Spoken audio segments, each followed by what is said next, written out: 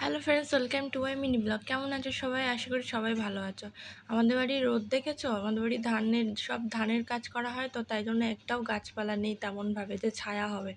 আর তাই জন্য সকাল সকালই পুরো রোদটা আমাদের বাড়িতে পারে। এখন তো সকাল 7টাও বেজে পারিনি। দেখো সূর্যটা পুরো সারাদিন বেলা পড়বে। এই যে বারান্দায় দেখছো, সারা বারান্দায় রোদ থাকে সারা দিন। তাই জন্য সকাল সকাল রান্নায় করেছি ভাত, শুক্তো আর চিংড়ি মাছের মালাইকারি, আর করেছিলাম লাউ পাতা দিয়ে চিংড়ি ভাপা, আর করেছি আমের টক, আর সাথে ছিল একটু টক দই। তাই সকাল সকাল রান্না সেরে কাকি শাশুড়ির বাড়ির দিকে যাচ্ছিলাম, কারণ আমাদের বাড়ি প্রচণ্ড রোদ।